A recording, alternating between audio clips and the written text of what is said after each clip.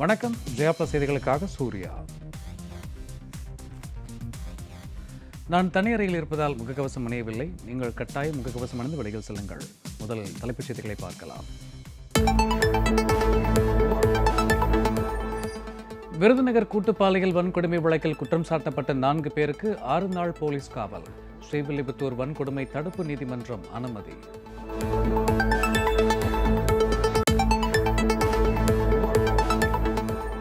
7382 பணியிடங்களுக்கு ஜூலை 24ஆம் தேதி நடைபெறும் குரூப் 4 தேர்வுக்கு நாளை முதல் ஏப்ரல் 28ஆம் தேதி வரை விண்ணப்பிக்கலாம். டிஎன்பிஎஸ்சி தலைவர் பாலச்சந்திரன் தகவல்.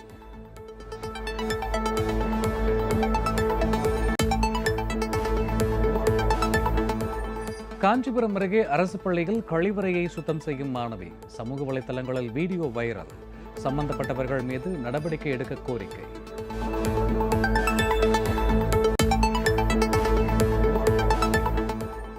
உரிய அங்கீகாரம் வழங்கப்படாததால் அண்ணாமலை பல்கலைக்கழக தொலைதூர கல்வி திட்டத்தில் மாணவர்கள் சேர வேண்டாம்.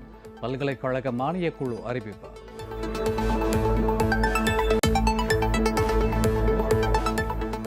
திமுக அரசின் அனைத்து துறைகளிலும் ஊழல் மலிந்து கிடப்பதாக பாஜக மாநில தலைவர் அண்ணாமலை குற்றச்சாட்டு. முதல்வரின் துபாய் பயணம் பல கேள்விகளை எழுப்பியிருப்பதால் திமுக அரசு பதில் சொல்ல வேண்டும் என்றும் வலியுறுத்தல்.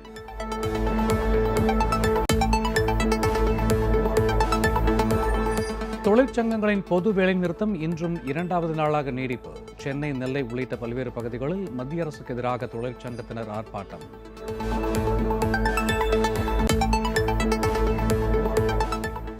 நடிகை பாலியல் வன்கொடுமை செய்யப்பட்ட வழக்கு 2ஆம் நாளாக ஆஜரான மலையாள நடிகர் திலீப் 7 மணி நேரம் போலீசாரிடம் விளக்கம்.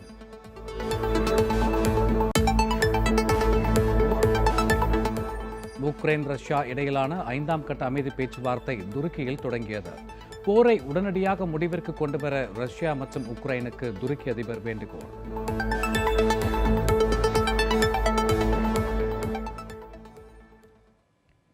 இனி விரிவான செய்திகளை பார்க்கலாம். ரஷ்யா உக்ரைன் இடையேயான 5ஆம் கட்ட அமைதி பேச்சுவார்த்தை துருக்கி தலைநகர் இஸ்தான்புலில் நடைபெற்று வருகிறது. உக்ரைனுக்கு எதிராக ரஷ்யா 1 மாதத்திற்கு மேலாக போரிட்டு வருகிறது. இந்த போரினால் இருதரப்பிலும் பலத்த சேதம் ஏற்பட்டுள்ளது. போரை முடிவிற்கு கொண்டுவர பல உலக நாடுகள் முயற்சித்த போதிலும் தாக்குதல் தொடர்கிறது. இதற்கிடையில் அமைதி ஏற்படுத்தும் வகையில் பேச்சுவார்த்தை நடத்த பிரதிநிதிகள் குழுவை ரஷ்யா மற்றும் உக்ரைன் அமைத்தன. இதுவரை 4 முறை இக்குழுவினர் சந்தித்து பேச்சுவார்த்தை நடத்திய நிலையில் பல முடிவுகள் எடுக்கப்பட்டன. ரஷ்யா உக்ரைன் இடையே 5வது கட்ட அமைதி பேச்சுவார்த்தையை நடத்துவது தொடர்பான ஆலோசனை நடைபெற்று வந்தது. இதற்கு இருதரப்பிலும் பல இடங்களும் முக்கிய கட்டுப்பாடுகளும் பரிந்துரைக்கப்பட்டன. இந்நிலையில் துருக்கியில் பேச்சுவார்த்தை நடத்த ரஷ்யா, உக்ரைன் ஒப்புதல் தெரிவித்தன. அதன்படி துருக்கி தலைநகர் இஸ்தான்புலில் இன்று நடைபெறும் என அறிவிக்கப்பட்டது. இதற்காக துருக்கி வந்த ரஷ்யா மற்றும் உக்ரைன் பிரதிநிதிகள் குழு பேச்சுவார்த்தை நடத்தி வருகின்றன. பேச்சுவார்த்தை நடைபெற்று வரும் டோல்மாபாக் மாளிகையை சுற்றி பலத்த பாதுகாப்பு போடப்பட்டுள்ளது. போர் 1 மாதத்திற்கு மேலாக நீடித்து வருவதால் அதனை முடிவிற்கு கொண்டு வருவது தொடர்பான ரஷ்யா, உக்ரைன் பிரதிநிதிகள் பேச்சுவார்த்தையில் பல முக்கிய முடிவுகள் எடுக்கப்படும் என எதிர்பார்க்கப்படுகிறது.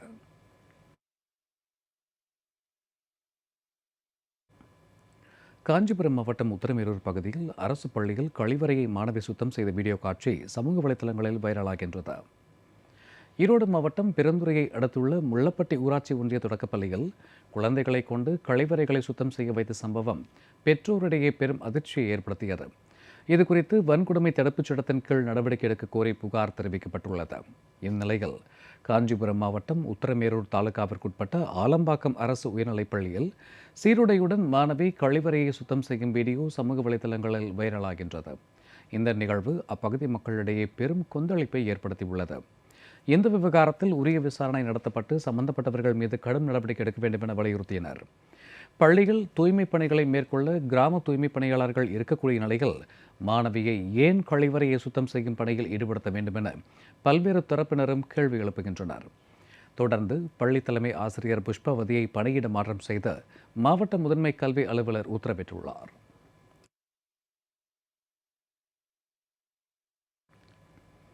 தேனியைச் சேர்ந்த 14 வயதுடைய சிறுவன் தனுஷ்கோடி முதல் இலங்கை தலைமன்னார் வரையில் நீந்தி பின் தலைமன்னாரில் இருந்து தனுஷ்கோடி அரிசல்முனை வரையிலான பாக் ஜலசந்தி கடல் பகுதியை 19.45 மணி நேரத்தில் நீந்தி கடந்து சாதனை படைத்துள்ளார்.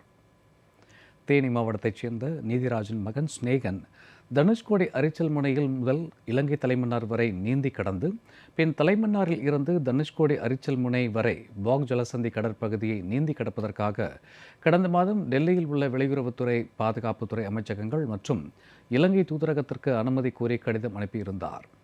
இந்திய இலங்கை இரு நாட்டு அனுமதியும் கிடைத்த நிலையில் சிறுவன் தனுஷ்கோடி அரிச்சல் முனையில் இருந்து இலங்கை தலைமன்னாரை 7 மணி 55 நிமிடத்தில் நீந்தி கடந்து சாதனை படைத்தார். பின்னர் அங்கிருந்து தனுஷ்கோடி அரிச்சல் முனை வந்தடைந்தார். சிறுவன் ஸ்நேகன் 19 மணி நேரம் 45 நிமிடத்தில் பாக் ஜலசந்தி கடலை இரு வழிகளும் நீந்தி கடந்து சாதனை புரிந்தார். கடலில் நீந்தி வந்த சிறுவன் ஸ்நேகனை மண்டபம் கடலோர காவல்படை கமாண்டர் திரு நாகேந்திரன் பூங்கொத்து கொடுத்து வரவேற்று வாழ்த்து தெரிவித்தார். நான் சின்ன வயசுலேருந்தே ஸ்விம்மிங் பண்ணுறேன். எனக்கு அதில் ரொம்ப இன்ட்ரெஸ்ட் இருக்குது. அதில் லாங் ஸ்விம்மிங் எனக்கு ரொம்ப இன்ட்ரெஸ்ட். அதனால தான் நான் லாங் ஸ்விம்மிங்கில் நிறையா மெடல் அடிச்சிருக்கேன். நேஷ்னல் கோவாவில் ஃபஸ்ட் ப்ரைஸ் வாங்கியிருக்கேன் சி ஸ்விம்மிங்கில். அடுத்து எனக்கு சி ஸ்விம்மிங் பண்ணணுன்னு ஆசை வந்துச்சு. அடுத்து இங்கே நாங்கள் ராமேஸ்வரத்தில் வந்து அப்பப்போ ப்ராக்டிஸ் பண்ணோம். நான் இப்போ தனுஷ்கோடியிலேருந்து தலைமன்னார் போயிட்டு தலைமன்னார்லேருந்து தனுஷ்கோடி வந்தேன். 60 கிலோமீட்டர். ஒன் வே வந்து 7 hours 55 minutesல வந்து பண்ணோம். அதுவுமே வந்து வேர்ல்ட் ரெக்கார்டு. ஆந்திராவில் இருக்க ஒரு ஒன் வே வந்து 8 hours 25 minutes பண்ணியிருக்காரு. அவர் ரெக்கார்டையும் பிரேக் பண்ணியாச்சு. அடுத்து அங்கேருந்து வரும்போது வந்து அவங்க டைடு வேவ்ஸ் வந்து கொஞ்சம் ஜாஸ்தி ஆயிடுச்சு. இல்லை நைட் 11 o'clock அப்புறம் ஜாஸ்தி ஆயிடுச்சு. கொஞ்சம் கஷ்டப்பட்டு தான் வந்தார். இல்லாட்டி நாங்கள் 7 o'clock ரீச் ஆகிருப்போம். இப்போ இதுவும் வந்து 1 way அண்டு 2 way ரெண்டுமே வேர்ல்ட் ரெக்கார்டு.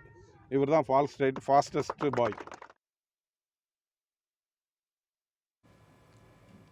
இளநீர் விற்கும் பெண்ணின் செல்போனை தூக்கிக் கொண்டு மரத்தில் ஏறிய குரங்கு 1 மணி நேரம் போக்கு காட்டி உரியவரிடம் ஒப்படைத்தது. புதுச்சேரி உழவர் சந்தை அருகே இன்று காலை இளநீர் விற்கும் கடையில் கூட்டம் அதிகமாக அலைமோதியதால் வியாபாரத்தை கவனித்துக் கொண்டிருந்த பெண்ணின் செல்போனை தூக்கிக் கொண்டு குரங்கு ஒன்று மரத்தில் ஏறிக்கொண்டது. இதனைக் கண்டு இளநீர் குடிக்க வந்தவர்கள் சத்தம் போடவே செல்போனுடன் குரங்கு மரத்தின் உச்சிக்கு சென்றது. 1 மணி நேரமாக குரங்கு அங்கும் இங்கும் போக்கு காட்டியதால் செய்வதறியாது திகைத்த அந்த பெண்மணி மீண்டும் வியாபாரத்தை கவனிக்க தொடங்கிவிட்டார். இதனால் சிறிது நேரம் போக்குவரத்து பாதிக்கப்பட்டது. 1 மணி நேர போக்குவரத்திற்கு பிறகு செல்போனை எடுத்த இடத்திலேயே மீண்டும் குரங்கு வைத்து சென்றதால் இளநீர் விற்கும் பெண்மணி மகிழ்ச்சியடைந்தார்.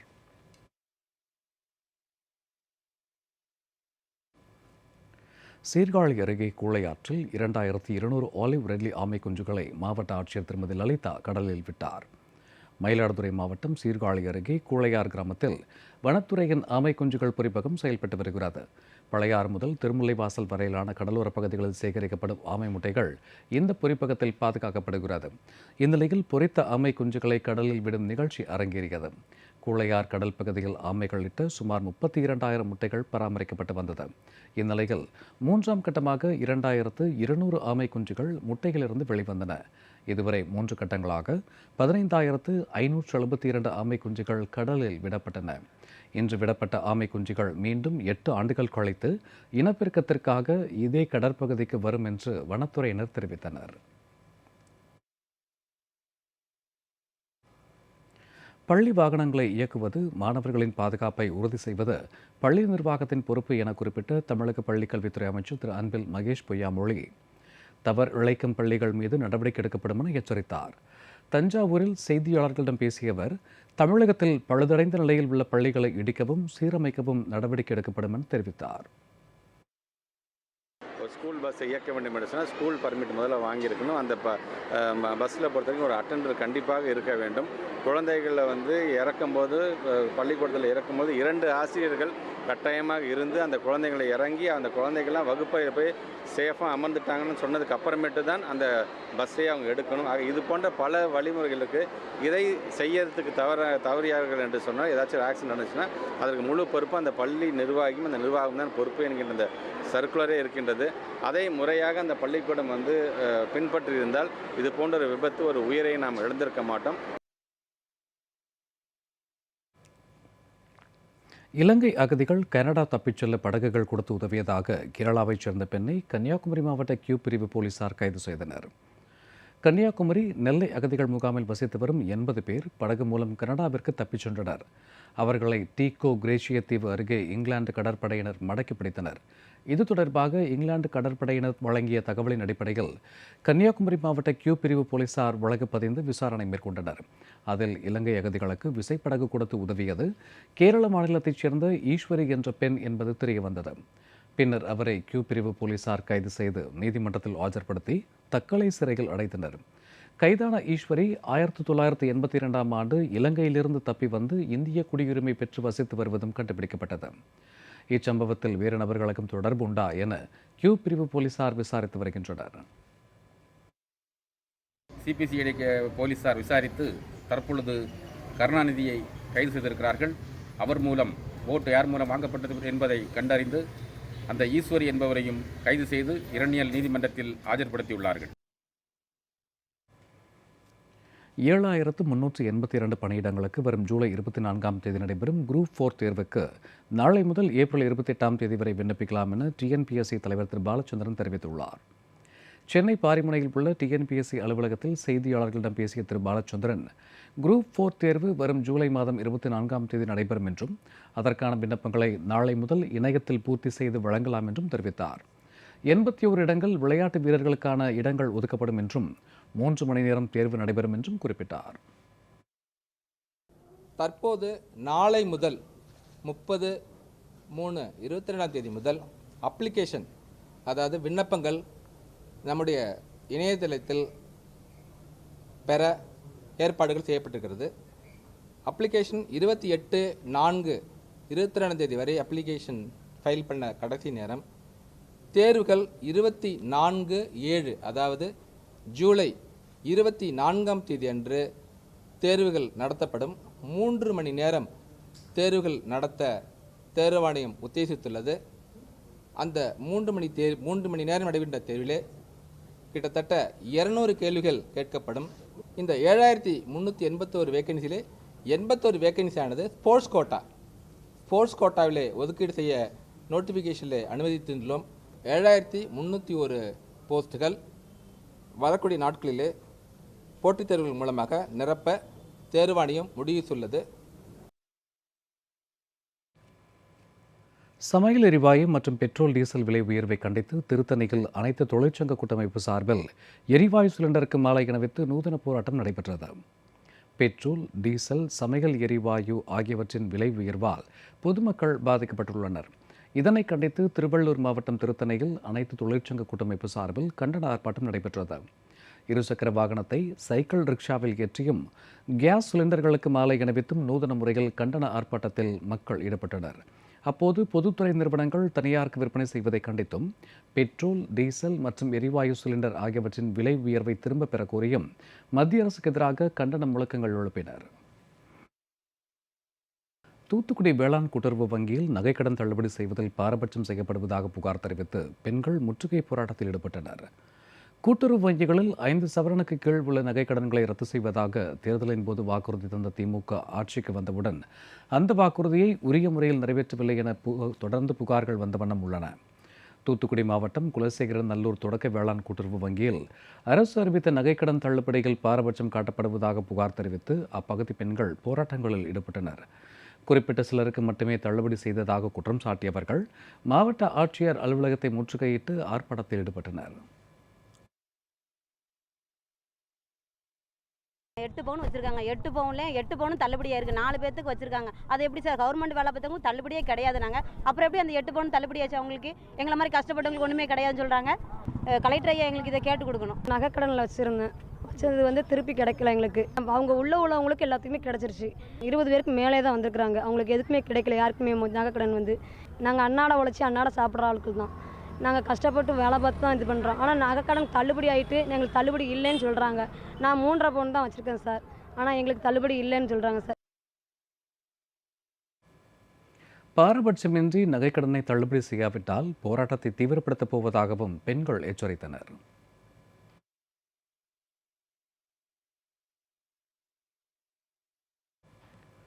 நாடு தழுவிய பொது வேலைநிறுத்தத்தின் 2ஆம் நாளான இன்று மத்திய அரசை கண்டித்து தமிழகத்தின் பல்வேறு பகுதிகளில் தொழிற்சங்கத்தினர் ஆர்ப்பாட்டத்தில் ஈடுபட்டனர்.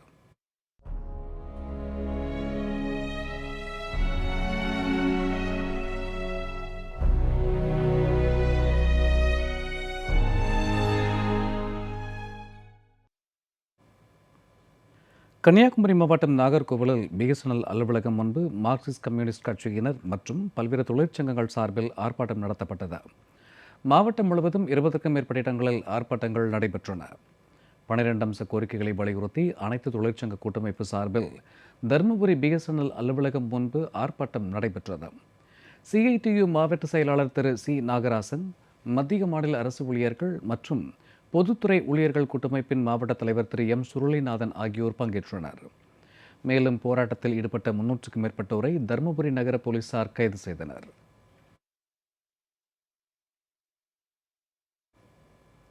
மத்திய அரசை கண்டித்து புதுச்சேரியில் நடைபெற்ற போராட்டங்களில் பங்கேற்ற தொழிற்சங்கத்தை சேர்ந்த 100கணக்கானோர் கைது செய்யப்பட்டனர். புதுச்சேரி பேருந்து நிலையம் முன்பு ஏஐடியூசி சார்பில் சாலை மறியல் போராட்டம் நடைபெற்றது. இந்திய கம்யூனிஸ்ட் கட்சி செயலாளர் திரு சலீம், ஏஐடியூசி தலைவர் திரு சேது செல்வம் ஆகியோர் தலைமையில் தொழிற்சங்கத்தினர் நெல்லித்தோப்பு சந்திப்பிலிருந்து பேருந்து நிலையம் நோக்கி ஊர்வலமாக வந்தனர். அவர்களை போலீசார் பேருந்து நிலையம் அருகே தடுத்து நிறுத்தியதால் அங்கு சாலையில் அமர்ந்து மறியலில் ஈடுபட்டனர். இதனைத் தொடர்ந்து போலீசார் அவர்களை கைது செய்தனர். கார்ப்பரேட்டுக்கு தாரை வார்க்காதே என்று கோரி 2 நாட்களாக வேலைநிறுத்த போராட்டம் நடந்து கொண்டிருக்கிறது. புதுச்சேரி மாநிலம் முழுவதும் மிகப்பெரிய எழுச்சியாக இந்த போராட்டம் நடந்து கொண்டிருக்கக்கூடியது.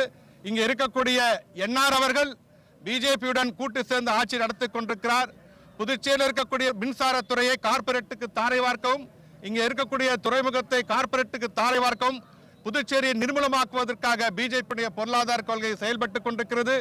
அதற்கு ஈடாக வேண்டாம் மதிப்பிற்குரிய என்ஆர் அவர்கள் என்று கேட்டுக்கொள்கிற வகையிலும் இந்த பந்த் போராட்டம் ஒரு செய்தியை சொல்லுகிறது. இதேபோல் ஐஎன்டியூசி தொழிற்சங்கம் சார்பில் இந்திரா காந்தி சிலை சதுக்கத்தில் மறியல் போராட்டம் நடைபெற்றது. 500க்கும் மேற்பட்டோர் மறியல் போராட்டத்தில் ஈடுபட்டதால் புதுச்சேரி கடலூர் சாலை, விழுப்புரம் சாலை, திண்டிவனம் சாலையில் போக்குவரத்து பாதிக்கப்பட்டது. இதையடுத்து 500க்கும் மேற்பட்டோரை போலீசார் கைது செய்தனர்.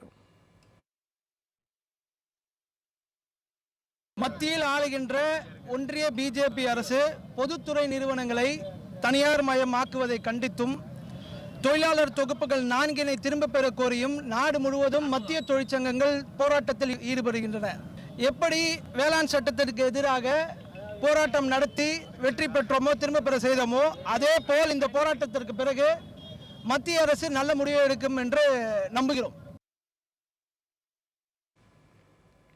திண்டுக்கல் அருகே பட்டாசு தயாரிக்கும் போது நேரிட்ட விபத்தில் சிக்கி 3 பேர் காயமடைந்தனர். நிகழ்வு குறித்து போலீசார் வழக்கு பதிந்து விசாரித்து வருகின்றனர். திண்டுக்கல் மாவட்டம் ஆத்தூர் வீரக்கல் பகுதியைச் சேர்ந்த திரு பெருமாள் என்பவர் அரசு அனுமதியுடன் திருவிழாவிற்கு வானவேடிக்கை உள்ளிட்ட நிகழ்ச்சிகளுக்காக பட்டாசு தயாரிக்கும் தொழிலை செய்து வருகிறார். இதற்காக குடோனில் பட்டாசு மற்றும் வெடிமருந்துகள் வைக்கப்பட்டுள்ளன. இந்நிலையில் அதிக வெப்பம் காரணமாக பட்டாசு திரிகளில் தீப்பற்றி வெடித்து குடோன் முழுவதும் தீ பரவியது. இதில் பட்டாசு தயாரிப்பில் ஈடுபட்ட சசிகுமார், கருப்பையா, ஆறுமுகம் ஆகியோர் காயமடைந்தனர். அவர்கள் அனைவரும் திண்டுக்கல் அரசு மருத்துவமனையில் சிகிச்சைக்காக அனுமதிக்கப்பட்டுள்ளனர். வெடி ஃபயர் ஆக்சிடென்ட் ஆயிடுச்சு, உடனே வண்டி எடுத்து வான்னு சொல்லி கூப்பிட்டோம்னா உடனே வண்டி எடுத்து போய் பார்க்கும்போது 3 பேர் வந்து ரொம்ப தீ காயத்தோடு இருந்தாங்க. சசிகுமார், கருப்பே, ஆறுமுகம்ன்றவர் 3 பேர் வந்து தீ காயத்தோடு கிடந்தாங்க. நான் வந்து வண்டியில் தூக்கி போட்டு 108 வர்றதுக்கு லேட் ஆகி போகிறோம்னு சொல்லி நாங்களே வண்டியில் தூக்கி போட்டு வந்துட்டோங்க. ஆனால் கொஞ்சம் முன்னாடி நடந்திருந்தால் இன்னும் 6-7 பேர் காயமாயிருப்பாங்க. இப்போ சாப்பாட்டுனால பூராமே வந்து சாப்பிட்றதுக்கு அந்த டைத்துக்கு வெளியேட்டாங்க. அதனால 3 பேருக்கு மட்டும் காயம். வெடி செஞ்சுக்கிட்டு இருக்கும் போதுங்க. வெயில் காரணம், 2வது திரி காயுதுங்களா, அதில் ஏதாவது ஒரு ஃபயர் ஆக்சிடென்ட் வரும். திருப்பூரில் பாதாள சாக்கடை குழாய் உடைந்து கழிவுநீர் வெளியேறி குடிநீர் குழாய்க்குள் செல்வதால் தொற்று நோய் ஏற்படும் அபாயம் இருப்பதாக பொதுமக்கள் புகார் தெரிவிக்கின்றனர். திருப்பூர் மாநகராட்சி 19வது வார்டுக்குட்பட்ட கொங்கு மெயின் ரோடு இஎஸ்ஐ மருத்துவமனை பகுதியில் ஸ்மார்ட் சிட்டி திட்டப்பணிகள் மிகவும் மந்தகதியில் நடைபெற்று வருகின்றன. அங்கு பாதாள சாக்கடை திட்டத்திற்கு குழிகள் தோண்டப்பட்டு குழாய்கள் பொருத்தப்பட்டன. அதன் அருகே குடிநீர் குழாய்கள் செல்லும் நிலையில் பாதாள சாக்கடை குழாய்களில் திடீரென உடைப்பு ஏற்பட்டது. இதன் காரணமாக கழிவுநீர் வெளியேறி குடிநீர் குழாயுடன் கலந்து பெறுவதால் பலவிதமான நோய்கள் ஏற்படும் அபாயம் உள்ளதாக பொதுமக்கள் தெரிவிக்கின்றனர்.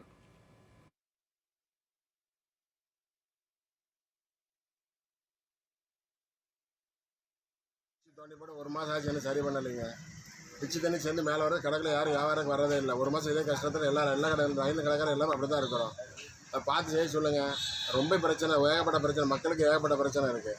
தண்ணி டெய்லி வந்துட்டு போயிட்டுமா தான் இருக்குது. டிச்சு தண்ணி தான் வந்துட்டு இருக்கு. பாதாள சாக்கடை தண்ணி ஒரு மிகப்பெரிய துர்நாற்றத்துடன் இந்த பகுதி முழுவதும் வீசுதுங்க. நாங்கள் மக்கள் நடமாடவே முடியறதுக்கு கொஞ்சம் சிரமப்படுறாங்க. இதனால் ஒரு தொற்று நோய்களோ ஒரு கொடிய நோய்களோ ஏற்படுறதுக்கு முன்னால் ஒரு விரைந்து நடவடிக்கை எடுக்கணும்னு கொஞ்சம் கேட்டுக்கொள்கிறோம்.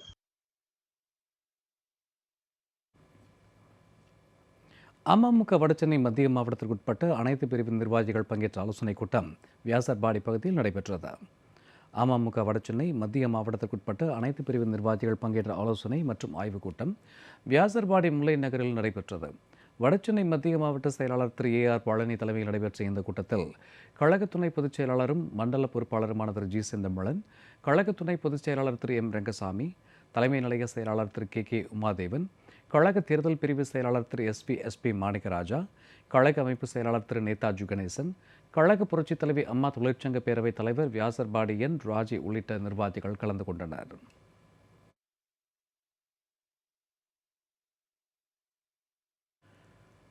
சென்னையில் வேன் மோதி உயிரிழந்த பள்ளி மாணவனின் உடல் நல்லடக்கம் செய்யப்பட்டது. சென்னை விருகம்பாக்கத்தில் உள்ள தனியார் பள்ளியில் வேன் மோதி மாணவன் தீக்ஷித் உயிரிழந்த நிகழ்வு பெரும் அதிர்ச்சியை ஏற்படுத்தியுள்ளது. மாணவனின் உடலுக்கு ஏராளமானோர் அஞ்சலி செலுத்தினர். பின்னர் மாணவனின் உடல் விருகம்பாக்கத்தில் உள்ள கிறிஸ்தவ ஆலயத்தில் வைக்கப்பட்டு கிறிஸ்தவ முறைப்படி சடங்குகள் நடைபெற்றன. இதைத் தொடர்ந்து பிருந்தாவன் நகர் மைதானத்தில் கிறிஸ்தவ முறைப்படி மாணவன் தீக்ஷித்தின் உடல் நல்லடக்கம் செய்யப்பட்டது.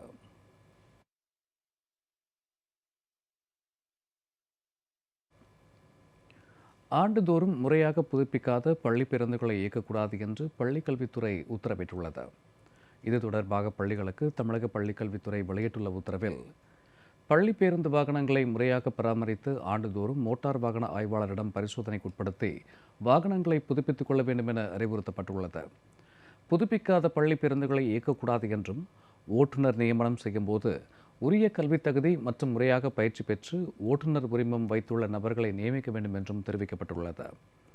மாணவர்களை பள்ளிக்கு அழைத்து வந்து திரும்ப அழைத்துச் சென்றுவிட பயன்படுத்தும் பள்ளி பேருந்துகள், ஆட்டோ ரிக்ஷா ஆகியவற்றில் மாணவர்களின் பாதுகாப்பிற்கென முன்னெச்சரிக்கை நடவடிக்கை பின்பற்றப்படுகிறதா என்பதை பள்ளி தாளாளர் மற்றும் முதல்வர் உறுதி செய்ய வேண்டும் என்றும், அந்த வாகனங்களில் வேக கட்டுப்பாட்டு கருவி பொருத்த வேண்டும் என்றும் அறிவுறுத்தப்பட்டுள்ளது.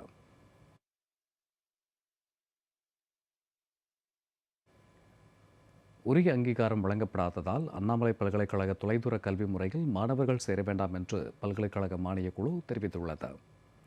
இது தொடர்பாக பல்கலைக்கழக மானியக்குழு செயலாளரான பேராசிரியர் ரஜனீஷ் ஜெயின் வெளியிட்டுள்ள அறிக்கை ஒன்றில், அண்ணாமலை பல்கலைக்கழகத்திற்கு தொலைதூர கல்வி முறையில் மாணவர்களை சேர்க்க கடந்த 2014-15 ஆண்டு வரை மட்டுமே அனுமதி வழங்கப்பட்டிருந்ததாக தெரிவிக்கப்பட்டுள்ளது.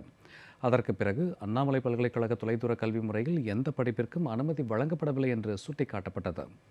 பல்கலைக்கழக மானியக் குழுவின் அங்கீகாரமின்றி எந்த கல்வி நிறுவனமும் தொலைதூர கல்வி திட்டத்தை நடத்த இயலாது என தெரிவிக்கப்பட்டுள்ளது. எனவே பல்கலைக்கழக மானியக் குழுவால் அங்கீகரிக்கப்படாத படிப்புகளில் மாணவர்கள் சேர்ந்து தங்கள் எதிர்காலத்தை இழக்க வேண்டாம் என்றும் அறிவுறுத்தப்பட்டுள்ளது.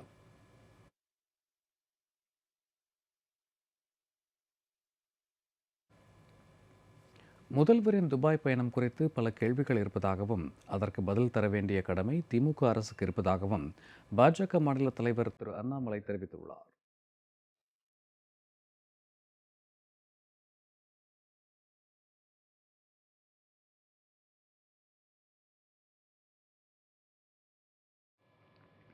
சென்னை தீநகரில் உள்ள பாஜக தலைமை அலுவலகமான கமலாலயத்தில் இன்று செய்தியாளர்களுக்கு பேட்டியளித்த திரு அண்ணாமலை, தன் மீது சுமத்தியுள்ள குற்றச்சாட்டுக்கு ஆதாரம் இருந்தால் திமுகவினர் தன்னை கைது செய்து பார்க்கட்டும் என சவால் விடுத்தார்.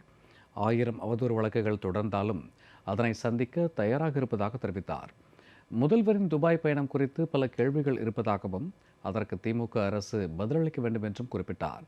தமிழக அரசின் பட்ஜெட் குறித்து தான் கூறிய புள்ளி விவரங்களில் ஏதேனும் ஒரு தவறை நிதியமைச்சரால் சுட்டிக்காட்ட முடியுமா என்றும் அண்ணாமலை கேள்வி எழுப்பினார். பிப்ரவரி 2ஆம் தேதி ஸ்பெஷல் ஃப்ளைட்டில் போனதுக்கான ஆதாரம் பேசஞ்சர் மேனிஃபெஸ்ட் இருக்குது. அவங்க குடும்பத்தினரோட உங்களுடைய பர்சனல் ஆடிட்டர் போயிருக்காங்க. குடும்பத்தினர் போன உடனே யூசுப் அலி அவங்கள பார்த்துருக்காங்க. அதன் பின்பு முதலமைச்சர் துபாய் பயணத்தில் 6100 கோடி ரூபாயில் 60-70% பணம் தமிழ்நாட்டுக்கு வருவது யூசுப் அலி. ஸோ எந்த ஒரு மனுஷன், குறிப்பாக திமுக கட்சிக்காரங்களை தவிர அறிவு இருக்கிற யாராக இருந்தாலும் கூட இதை பார்த்தாங்கன்னா அவங்களுக்கு ஒரு கேள்வி வரத்தான் செய்யும். அதற்கு நீங்கள் டிஃபமேஷன் நோட்டீஸ் கொடுத்து யாரும் பேசக்கூடாது என்று சொன்னீர்களோ, ஏற்கனவே அதை பற்றி நம்ம பேசியிருக்கோம். உங்கள் டிஃபமேஷன் அனைத்தையும் எதிர்பார்த்து வழி மேலே விழி வைத்து காத்திருக்கின்றோம். எல்லாத்தையும் அனுப்புங்க, மொத்தமாக பார்த்து விடலாம். நான் கேட்பது நீங்கள் பதில் சொல்லுங்கன்னு நம்ம கேட்குறோம். ஆனால் நீங்கள் என்ன பண்ணுறீங்கன்னா, கேள்வி கேட்குறவங்கள ஷூட் பண்ண கிளம்பிட்டீங்க. போலீஸ் டிபார்ட்மெண்ட்டை கையில் வச்சு எத்தனை பேர்த்த கைது பண்ணுறீங்க தமிழ்நாட்டில்? தினமும் வர்றவங்க போகிறவங்களாம் கைது பண்ணுறீங்க. நீங்கள் ஆதார் இருக்குன்னா என்னையா கைது பண்ண மாட்டீங்க? நான் இன்னும் 6 மணி நேரம் கமலாலய ஆஃபீஸில் உட்காந்துருப்பேன். தெம்பு திராணி இருக்குது, அவங்களுக்கு உண்மையாலுமே ப்ரூஃப் இருக்குன்னா 6 மணி நேரத்தில் கமலாலயத்தில் அலுவலகத்தில் வந்து என்னை கைது செய்து உள்ளே அனுப்ப வேண்டும்.